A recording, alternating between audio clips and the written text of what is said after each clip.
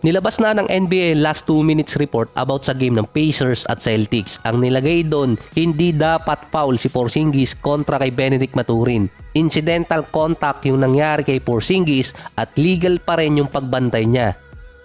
Yung kay Jaylen Brown naman ay sinabing wala talagang foul na nangyari kahit tumama si Buddy Hield kahit tinamaan pa niya yung ulo.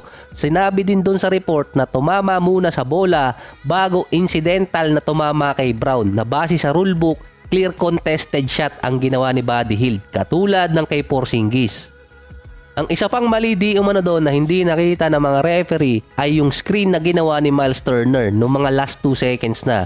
Dapat foul di umano ang ginawa niya. Hindi naging masaya doon si Jason Tatum at si Jaylen Brown sa nilabas na report at tinawag na BS.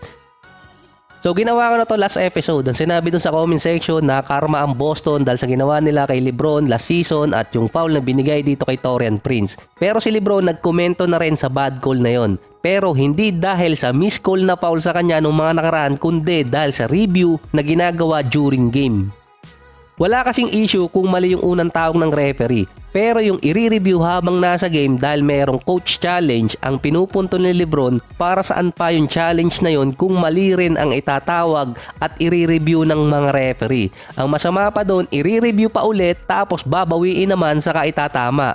Marami na rin kasing miss call lang nangyari nung nakaraan. Wala na rin na-i-replay pang game.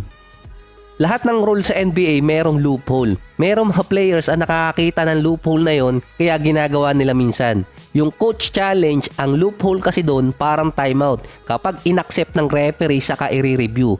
So Memphis ata yung gumawa nito ngayong season lang din na bigla nilang i-inbound yung bola para next play agad. Mawawala kasi yung opportunity na i-challenge ng isang team yung isang play.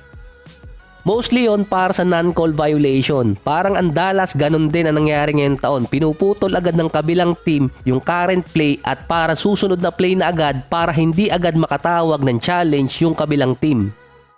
So parang Clippers at Suns meron nangyaring ganun din na hindi makatawag ng coach challenge yung isang team dahil na-next play agad nung isa. Si Tyrese Haliburton naman mawawala ng at least 2 weeks dahil sa nakuha niyang injury kontra Boston. Grade 1 left hamstring. Si Haliburton din i-re-evaluate after 2 weeks at doon pa malalaman kung kailan siya makakabalik. Tinambakan naman ng Clippers ang Suns noong nakaraang game. Na kung maalala nyo pa sa last game ng Lakers, pinaupo ni Coach Tyronn Lue itong si Kawhi nung last quarter. Dahil di umano sa malapit na yung minutes restriction ni Kawhi. So sinusunod talaga nila yon.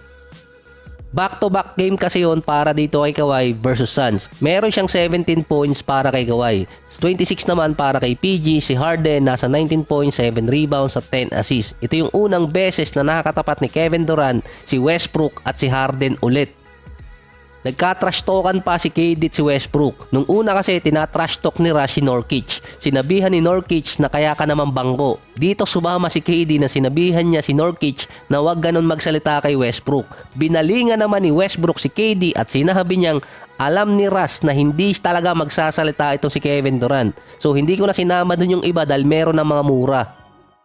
Based naman sa media, friendly trash talk di umano yung nangyari dahil nakita naman tumatawa yung dalawa at yung bench mismo ng Clippers natatawa din. Sa ngayon, 2-0 ang Clippers kontra sa Suns ngayong taon.